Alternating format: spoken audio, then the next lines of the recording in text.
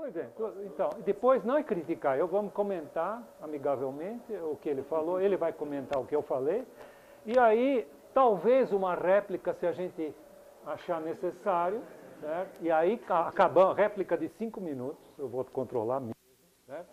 E aí a gente abre para vocês comentarem, perguntarem, certo? Eu vou pegar uma cadeira e sentar aqui junto com essa minha, sentar junto com o Diego. Manda abraço. Aliás, você começa aí na frente, assim você me atinge com mais facilidade.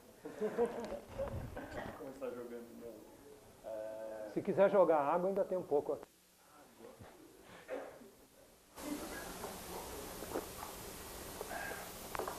Tem um isomorfismo entre nós dois somos animais que tem sede. Não. Eu não acho que o ser humano é um animal. Eu sei. Eu tenho isso anotado aqui, caso você usasse na palestra. Isso é para falando de duas coisas. Opa, espera um pouco. Pega esse aqui, porque eu estou com o... Alô? Aqui. Alô? Não, ele está gravando. Funcionando? Isso aqui está sendo tudo gravado em 3 fitas, depois vai passar para um DVD e quem sabe a gente coloca à disposição. Tá? Vamos ver. Bom, eu vou começar falando de duas coisas fundamentais nas quais eu e o professor concordamos, que é, de fato, a gente não sabe ainda o suficiente sobre o pensamento, no sentido de emoções, no sentido em que algumas pessoas chamam de qualia, no sentido de consciência, o suficiente para ter total certeza de que a mente humana é somente um processo ou físico ou funcional, que é uma categoria específica de físico, não um programa, na verdade, um sistema funcional. Então, sim, é verdade que, segundo o melhor da filosofia da mente do último século, ainda não se chegou à conclusão de se a consciência vai ou não, como todos os demais processos dos quais se antes duvidou, encontrar uma explicação física. Como todas as outras coisas das quais duvidamos disso até hoje, encontraram uma explicação física, desde elan vital, flogístico, fogo, eletromagnetismo, etc., é provável, é possível, que se encontre essa explicação para a consciência, mas ela tem iludido as pessoas há mais de 2000 anos, então essa é uma coisa na qual nós não temos certeza.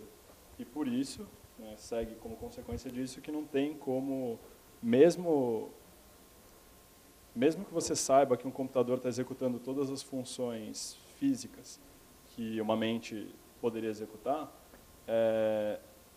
por enquanto, o nosso estado de conhecimento sobre mentes ainda não é o suficiente para ter certeza que essa mente, que esse computador estaria instanciando uma mente no mesmo sentido em que as nossas mentes são mentes e com o mesmo tipo de consciência. Então, talvez essa seja assim, a coisa na qual nós concordamos sobre o conhecimento atual dos homens.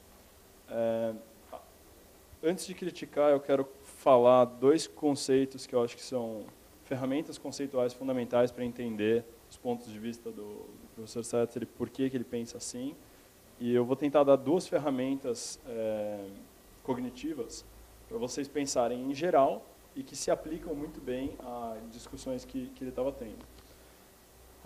Bom, a primeira delas é acreditar que as palavras elas contêm em si um valor moral, ou que uma palavra carrega consigo a substância da coisa que ela representa. Ao invés de a palavra só ser um representante de uma coisa, ela carregar em si a substância da coisa. Eu acho que os argumentos do professor não teriam a força que eles têm se ele estivesse sempre usando um subscrito ou uma equivalência descritiva. Então, se, por exemplo, ele estivesse falando em... deixa eu pegar aqui, sei lá. Ao invés de falar em... Nossa, minha letra é muito ruim, espero que vocês consigam ver. Ao invés de falar em semântica, se ele estivesse falando em semântica, subscrito Setzer. Ou seja, o que é semântica no vocabulário do Setzer? O que é semântica no vocabulário do Searle? E assim por diante. Então, se você usar subscritos como um artefato de pensar e argumentar e discutir, você consegue facilitar os casos em que a sua definição de uma palavra é diferente da definição de outra pessoa. Então, essa é uma das maneiras de facilitar um diálogo racional sobre esse tipo de tema. E por que ela é relevante na apresentação do professor? Porque eu acho que ele carrega muitas palavras, que a maioria de nós não carrega, com valores morais. Não que as palavras em si não tenham valores morais, elas têm, sabe? Se eu falo nazismo, todo mundo sabe que existe um valor moral que vem acoplado a essa palavra, além do fato descritivo que ela descreve aqueles indivíduos. Mas eu acho que, no caso do professor Setzer, ele atribui mais, em mais casos do que uma pessoa normalmente atribuiria, valor moral às coisas que ele está dizendo. Então eu vou dar alguns exemplos com algumas palavras. Primeiro eu vou falar sobre representação conceitual. Eu acho que a gente representa os conceitos mais ou menos assim. Existe uma classe principal de coisas que estão sendo representadas na nossa mente e algumas entidades que saem um pouco daquela classificação que entram na mesma classificação. Então, se eu falo de ave, a maioria de nós vai ter uma definição de ave que é baseada na ideia de que ela tem 2 patas e asas, e daí algumas aves, como o kiwi, não tem asas. Então, você tem um bichinho aqui que conta como ave, mas não tem asas o suficiente, ou que voam. Sabe, um pinguim não voa, mas ele ainda é uma ave. Então, os nossos conceitos, eles têm uma representação meio fuzzy. O avestruz para nós. O avestruz, por exemplo. Eles têm uma representação fuzzy. E eu acho que é assim que a gente deve pensar sobre todos os conceitos que eu vou discutir. Por exemplo, semântica. Eu vejo na definição que o professor está usando de semântica uma tentativa de inscrever dentro da palavra semântica o próprio conceito de entendimento que é baseado na visão de consciência que ele tem. Então, só é semântico se é entendido por um ente do tipo que ele acha que existe, ou que talvez exista de fato, que é uma perspectiva de primeira pessoa, uma mente de perspectiva de primeira pessoa. Sobre informação.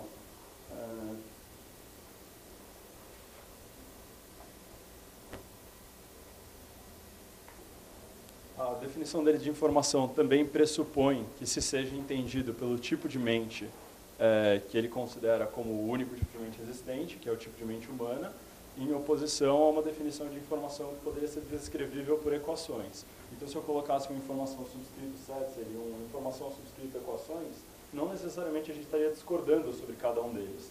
É só que, para ele, a força da palavra parece já vir embebida daquele significado inicial. E eu percebi isso em várias coisas. Máquina, por exemplo. A ideia de uma máquina ter um conteúdo moral de menor valor. Então, para ele, se os humanos fossem animais, os humanos seriam piores, moralmente menos valiosos. Pior ainda se fossem máquinas. E eu vou citar aqui, citando o paper do qual ele tirou essa apresentação. A ideia de que os seres humanos são animais produziu tremendas catástrofes humanas.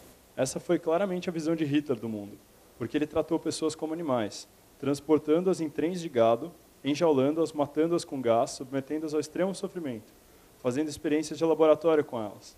Uma de suas ideologias era que a sobrevivência do mais capaz deveria se aplicar aos seres humanos. Apenas uma nação no mundo deveria dominá-los. E daí segue uma lista de catástrofes e horrores que aconteceram na Alemanha e depois. O que acontecerá se as pessoas abraçarem amplamente a atual ideia, defendida por muitos, se não a maioria dos cientistas, especialmente no campo da inteligência artificial, de sermos simplesmente máquinas? Temo que o futuro seja muito pior do que as catástrofes citadas no parágrafo anterior. Então, eu acho que aí a gente tem uma visão muito clara de como as palavras animal e a máquina estão carregadas dentro do sistema cognitivo que bolou essa apresentação de um conteúdo moral fortíssimo, de um conteúdo moral muito pesado. E eu acho que todos nós concordamos que as atrocidades que aconteceram na Alemanha naquela época não devem acontecer de novo. Só me parece o caso que não é assim que os cientistas e os matemáticos, etc., utilizam esse vocabulário e que é mais produtivo a gente tentar usar o vocabulário com um subscrito que não seja esse subscrito tão moralmente pesado que o professor carrega. E eu acho que isso justifica também, sabe? Ele também coloca que a sobrevivência do mais capaz deveria se aplicar aos seres humanos. Então você tira dessa repulsa ao nazismo, que é extremamente saudável, dessa repulsa a esse tipo de característica hedionda, você tira 2 conceitos que vêm profundamente carregados e que acabam orientando toda uma visão de mundo, que inclui, por exemplo, a negação que ele fez da sobrevivência do mais apto. Por quê? Porque a sobrevivência do mais apto é o que estava em questão aqui. Só os homens mais aptos vão sobreviver, vamos matar o resto. E daí acaba, sabe, sendo puxada, mesmo que não exatamente num caminho estritamente lógico, mas acaba sendo puxado uma tensão e um medo para essas coisas. E eu simpatizo com o medo, eu só não simpatizo com o uso de conceitos dessa maneira. Deixa eu fazer uma questão. Você falou que não tem mais apto, mas se você fosse um judeu apto, você não ia sobreviver. A ideologia era baseada na linhagem e na raça. Sim, sim, nas definições de apto da época, Raça... não nada consistente. Os judeus têm em média, os judeus ashkenazes têm em média 15 pontos de QI a mais, e é por isso que a representação deles nos prêmios Nobel e entre os bilionários, eles 130 vezes mais do que o resto da população e 160 vezes mais do que o resto da população, respectivamente. Então, claramente, Hitler fez biotenia para o lado errado. Se eu postei isso no Face, ontem para cá. Só que esse conceito de raça é totalmente artificial. Foi uma elucubração dele. Sobre livre-arbítrio, eu acho que também tem uma questão conceitual fundamental aí.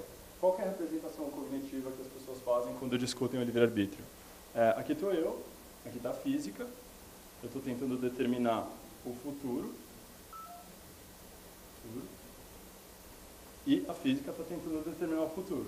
É óbvio que se eu for o determinante do futuro, isso preclude, como é que fala preclude em português? Exclui que a física esteja determinando o futuro. Enquanto que se a física está determinando o futuro, isso exclui que eu esteja determinando o futuro. Mas esse pensamento inteiro, ele está equivocado. Seria muito mais razoável a gente pensar em a física, ela contém uma bolinha aqui dentro, que sou eu, e eu, dentro da física, determino o futuro. Agora, ainda dá para melhorar mais ainda esse desenho cognitivo que a gente usou para pensar sobre essa questão. Na verdade, né, o futuro está dentro da física também. O futuro está contido no nosso universo.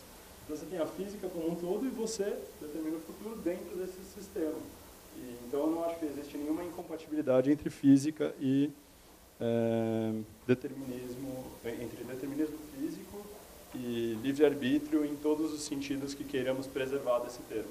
É evidente que se você definir como se tem uma causa suficiente e necessária, então não é livre, aí você criou uma definição de livre-arbítrio que não serve para os nossos propósitos. Você criou uma definição de livre-arbítrio que não vale a pena utilizar. Beleza, você pode chamar ela de definição de livre-arbítrio número 23. Mas é melhor a gente não usar a 23, porque essa é a que deu 2000 anos de trabalho para os filósofos até chegarem a esse tipo de conclusão, a esse tipo de pensamento. Então é melhor a gente usar a 22. Eu não sei qual ela é, mas acho que essa é uma das piores.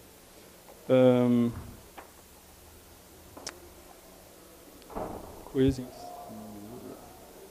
sobre a gente atingir a coisa em si da porta, eu acho que tem questões que são relacionadas à neurociência cognitiva. Eu até trouxe aqui um livro de 2009, que deve ter uns 90 artigos de 180 neurocientistas e tal. É uma área nova, é uma área muito difícil, assim, ler esses papers é muito chato, assim, eu sei porque I've been there, é chato. Então é uma área que, tipo, a gente está começando a aprender e é um sistema árido com o qual interagir. Mas assim, eu vou falar só um pouquinho, brevemente, de coisas que são mais simples e que tem a ver com a questão da porta, que ele colocou para a gente perceber a porta. Nossa, esse foi um péssimo desenho de um meio cérebro. Melhorar um pouco. Ok, imagina que isso aqui é um cérebro. Tá? A gente tem o nosso sistema visual, ele tem 4 áreas principais, né? A área V1, V2, V3 e V4.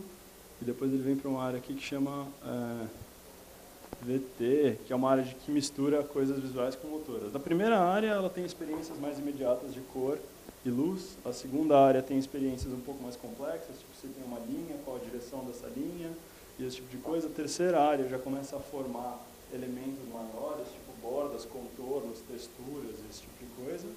Na quarta área, você já começa a ter formação de objetos. Então, apesar de parecer que seja o caso que a gente não percebe a porta, que o que a gente percebe é o que está aqui, isso é só uma das maneiras mais imediatas de ver o que o nosso cérebro está fazendo. Porque aqui, na área que integra visão, audição, tato, etc., nessa área de integração, a gente tem sim percepções conceituais. E o lobo frontal também faz percepções conceituais, o lobo temporal também faz percepções conceituais. Então a gente tem neurônios cuja única função é detectar conceitos. Eles estão lá para detectar conceitos. Da perspectiva deles, o que eles estão detectando é uma atividade elétrica no neurônio da frente. Mas quando você coloca isso num sistema, quando você engendra isso numa arquitetura completa de um indivíduo que vive e interage com o mundo, você encontra um sistema que é, sim, capaz de perceber conceitos no sentido relevante. Então, a gente percebe a porta, na minha opinião. Por fim, quanto tempo eu falei? Ainda tem tempo, uns 3 minutos. Tá melhor. Então, eu vou falar 2 coisas mais ao invés de uma só. Sobre os números de conexões do Kurzweil. O Kurzweil faz uma aproximação para cima, ele assume o máximo de disparos neuronais. Não sei se vocês sabem, mas um neurônio é uma estrutura que tem vários bracinhos e um bração. Ele assume a quantidade máxima de disparos que é quimicamente possível que isso aqui faça para chegar em contato com o outro, multiplica pelo máximo de vezes que isso poderia estar acontecendo, enfim. O que ele está tentando determinar não é a velocidade de pensamento do nosso cérebro. O que ele está tentando determinar é qual que é a capacidade máxima computacional se um cérebro estivesse funcionando literalmente assim, a 3.000 vezes mais rápido do que ele de fato faz. Mas esse não é o ponto. O ponto dele é só, a gente tem uma fronteira superior. A gente sabe que as máquinas vão chegar na fronteira superior daqui a tanto tempo. Então, isso é um perigo por isso e aquilo. Eu acho que é razoável determinar uma fronteira superior, mesmo que você esteja usando uma série de aproximações e tal, que é baseada na quantidade de disparos que um axônio ou um dendrito podem fazer. E sim, tem um monte de outros elementos que não estão considerados aí, mas até o momento, assim, até o que eu sei sobre neurociência cognitiva, não parece o caso que as coisas pequenininhas dentro das células que não estão consideradas, tipo microtubulos, coisas do Penrose, física quântica, etc., são relevantes para os aspectos do nosso pensamento que a gente quer preservar e que a gente quer simular.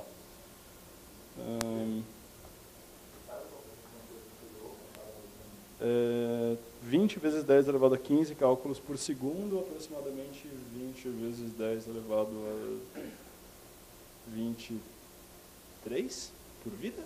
Acho que é isso. Bom, por segundo é 20 vezes 10 elevado a 15. Ok. Então, a última coisa, sobre o Searle. Sobre o Searle e o argumento do quarto chinês. Existem várias respostas para o argumento do quarto chinês, o argumento de que o chinês não entende chinês. A resposta mais conhecida é a dos sistemas, que é que o chinês em si não entende, o Searle em si não é o operador, né? O Searle não entende chinês, mas quem entende chinês é o sistema como um todo. O Searle responde a essa resposta dizendo, mas se ele internalizasse todas as regras e fizesse tudo dentro da cabeça dele, ele não entenderia. Tem gente que acha que entenderia, então aí as intuições começam a ser conflitantes. Acham que se ele tivesse internalizado todas as regras, então ele entenderia. Outra das respostas é a resposta do robô, que é as coisas ganham o seu conteúdo semântico e a sua relação com o mundo por de fato terem uma interação causal com o mundo. Então, se fosse um robô, ao invés de um quarto, e se as instruções não estivessem sendo passadas em linguagem, mas ele tivesse interagido com o hambúrguer, ele teria, sim, adquirido o conceito de hambúrguer. Essa é a resposta dos robôs. Não, essa é a resposta do... Não, essa é a resposta dos robôs. Tem a resposta do sistema virtual, que é quando o processo de semântica acontece entre os indivíduos. É criada uma mente virtual. Essa mente virtual está sendo instanciada. A gente não sabe como a nossa mente é instanciada, então a gente também não sabe como essa é instanciada. Mas essa mente virtual está ocorrendo no nível em que mentes ocorrem, qualquer que ele seja. E essa mente está entendendo como o sistema processa informação, e essa mente tem capacidade semântica. Tem uma versão filosófica, que é de um filósofo que eu estudei na graduação inteira, que chama Daniel Dennett, na qual, na verdade, nós não temos semântica. O que acontece é que a evolução vai aproximando, ao longo de milhares de gerações, não só a evolução genética, mas também a evolução cultural, ela vai aproximando os nossos conceitos das coisas a respeito das quais eles são. A tal ponto que, quando eu falo de um rato hoje, eu quase quero dizer um rato, apesar de que eu só estou manipulando símbolos, e eu só estou fazendo coisas que são descritas pelo Searle, e acho que por quase todo mundo, como sintáticas. Então, o cérebro seria um motor sintático de potencial quase semântico. Está prestes a atingir a semântica, mas tem casos E se alguém é familiarizado com filosofia da mente, vai saber dos experimentos da Terra Gêmea, do Hilary Putnam, que são casos em que eu confundiria um rato com um não rato, porque eu simplesmente não tenho esse tipo de informação. A gente não evoluiu para processar conceitos com tamanha finesse. Uma última analogia. Existe um grupo de filósofos que propôs a seguinte analogia para o problema do quarto chinês do Searle, que é o problema do Searle não entendendo chinês por operar as regrinhas sintáticas de um falante da língua chinesa, né? Eles sugerem a ideia de um quarto luminoso. E o que é o quarto luminoso? O quarto luminoso é uma afirmação de alguém que estudou eletromagnetismo e compreendeu que o eletromagnetismo, na verdade, é um absurdo, e que é um absurdo supor que você mexer um ímã pode gerar luz. Então, como é que funciona o experimento do quarto? Uma pessoa entra dentro de um quarto, pega um ímã bem grande e chacoalha ele para cima e para baixo. E como ela não vê luz, então é falso sobre o quarto que ele tem a capacidade de ser luminoso. É falso sobre o eletromagnetismo que sacudir um ímã é capaz de gerar o tipo de fenômeno elétrico que a gente conhece como luz. Essa é uma resposta baseada na ideia de velocidade. Ou seja, talvez, se fosse rápido demais o processo, ele entenderia chinês. Mas se não fosse rápido demais, como não é, quando você desconstrói o processo em etapas mecânicas menores, ele parece menos válido, menos relevante. Então, essas são algumas das principais respostas do quarto chinês, todas disponíveis na Enciclopédia Stanford de Filosofia, artigo que eu reli ontem, porque eu sabia que eu ia precisar hoje. E acho que é isso que eu tinha para pontuar aí sobre a apresentação. Eu tenho esse. Eu tenho esse. Esse aí é para depois vocês poderem fazer pergunta. Bom, vocês viram que meu modelo é outro. Meu modelo é esse aqui.